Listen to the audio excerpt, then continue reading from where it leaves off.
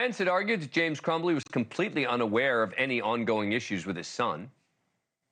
You heard no testimony and you saw no evidence that James had any knowledge that his son was a danger to anyone. You heard no testimony and saw no evidence that James Crumbley knew what his son was planning. You heard no testimony and saw no evidence that James Crumbley was aware that his son knew where the firearms in the home were hidden. Absence of evidence that James knew that his son had learned where those firearms were can be your reasonable doubt. Moments ago, the prosecutor, Karen McDonald, spoke out about the verdict. Well, I refuse to take a victory lap with these prosecutions. It will not bring back these kids. We have a lot more work to do. And I hope that this attention that you're focused on this case, one, I hope it is always about victims. I hope the constant naming of these people and of them will shift to focus on the people standing here, the victims, the kids in that school, the hundreds of kids with not one mark on them that will forever be changed. Let's focus on those people. Both James Crumbley and Jennifer Crumbley now facing up to 60 years in prison. Joining me now, Jesse Weber, attorney anchor at the Law and Crime Network. He's also a NewsNation legal contributor. And Mark Eiglarsh, criminal defense attorney and former Miami-Dade County prosecutor. All right, so Mark, you have been suspicious of these cases. Are you surprised now that we now see this second verdict of guilty?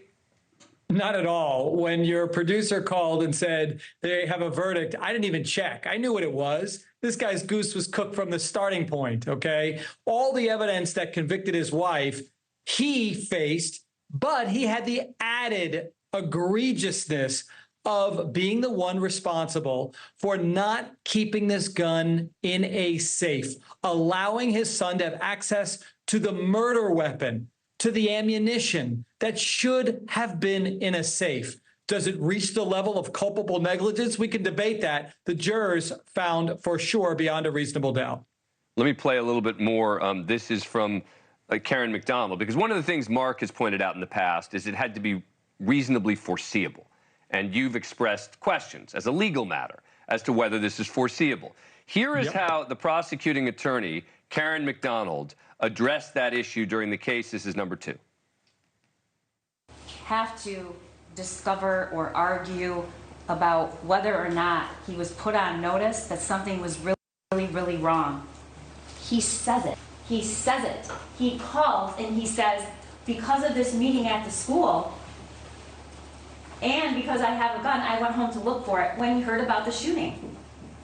So the question of whether or not that did concern him, it's not a question. We know it concerned him because he said it. Jesse, it's one of the most damning pieces of evidence, right? That immediately as this thing's happening, he's thinking, oh no, where's my gun? Yeah, and what was it, less than 30 minutes, he calls 911, the only parent out of that school to say, I think my son's the shooter. That goes to the idea he knew this was happening. And by the way, the defense kept focusing so much on he didn't know, he didn't know, he didn't know. The legal standard was, should he have known? And when you look, you mentioned so many of the warning signs, right? And the idea was that he knew his son was troubled, bought him the gun. The day of the shooting, the morning of, was shown this violent imagery, this drawing made by his son of the gun with blood, help me, and didn't take his son out of school. That's some of the most egregious facts and why this case, both for him and Jennifer, stands out. And when you say, oh, it's a slippery slope, other parents might be charged. Not really. This was so specific. This was so extreme for them.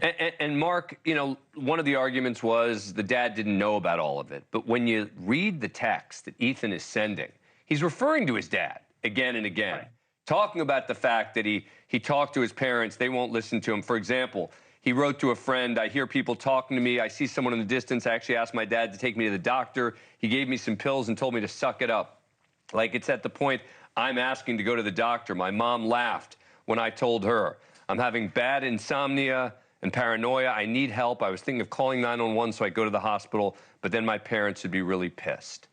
I mean, that's the stuff you read, and I just think that's the stuff that made this kind of verdict relatively easy for the jurors. I agree with you. When I read that, I went, okay, wait a second. Your son is pleading for some help, and you say, suck it up, Buttercup, here's some pills. Now, the question is, and me, this is the defense lawyer in me, he wrote that to a friend. Does that make it true? Did, in fact, that occur? I don't necessarily trust what this convicted murderer is saying to a friend. If it is true, 100% they could justify their verdict utilizing that significant, troubling piece of evidence. But did the father really know? Did he really come to his father, and did it really go down that way? I wouldn't bet any of my 401k money on that. Thank you for watching. Go to newsnationnow.com to find NewsNation on your cable provider. And don't forget to click the red subscribe button below to get more of NewsNation's fact-driven, unbiased coverage.